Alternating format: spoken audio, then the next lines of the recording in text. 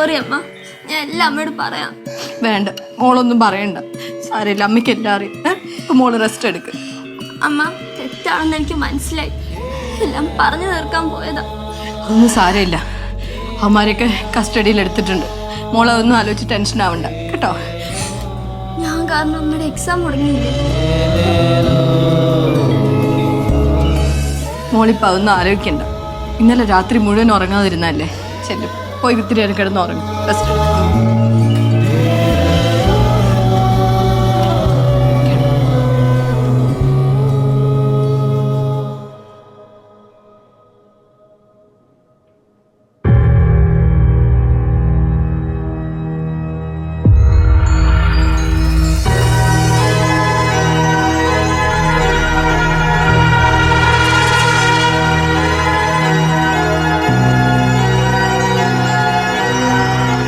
നിന്റെ കൂടെ കുറെ ആൾക്കാരുണ്ടായിരുന്നല്ലോ, എന്നിട്ട് നീ തോറ്റുപോയില്ലേ?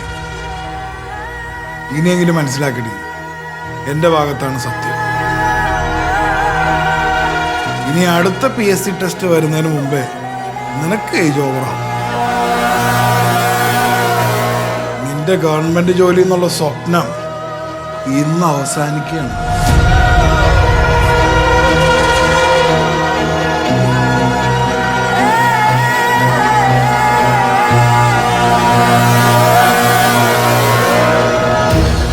പ്രകാശ, അമ്പിളി, പ്രകാശ. എന്താ നിങ്ങൾ എല്ലാരും എന്നോട് പറഞ്ഞല്ലേ എനിക്ക് പരീക്ഷ എഴുതാനും ജോലി കിട്ടാനും വേണ്ടി എന്ത് സഹായം വേണേലും ചെയ്തു തരും എന്നുള്ളത്. എന്നിട്ട് ഇപ്പൊ എവിടെ? 10 മിനിറ്റിൽ ഞാൻ റെഡി ആയിട്ട് ഇറങ്ങും. എന്നെ എങ്ങനെയെങ്കിലും എക്സാം ഹാളിൽ എത്തിക്കേണ്ടത് നിങ്ങളുടെയൊക്കെ ഉത്തരവാദിത്തം. ഇത്രയും ലേറ്റ് ആയില്ലേ? ഇനി എപ്പോ എത്താനാ? എന്റെ അധ്വാനത്തിന് എന്തെങ്കിലും വില ഉണ്ടെങ്കിൽ ഞാൻ എന്തായാലും എത്തും.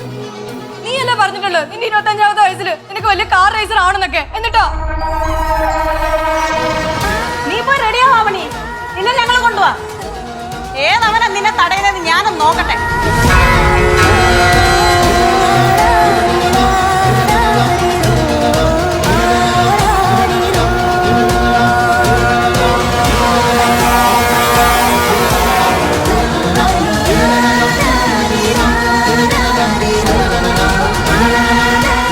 ഇറങ്ങാം. അമ്മ, ഞാൻ പോയിട്ട് വരാം. ശരി.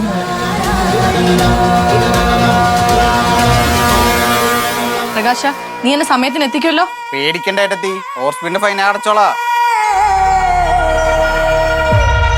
എന്നാ ഇറങ്ങാം, സമയം കളയണ്ട.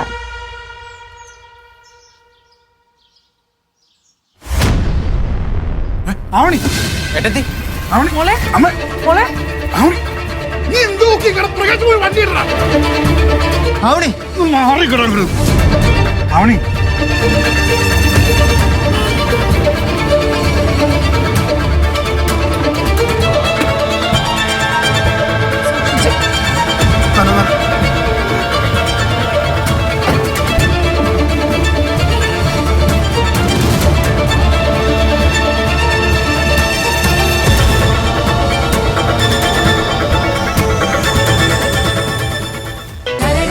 ഫ്ലവേഴ്സ് 9ാം വാർഷിക നിറവിൽ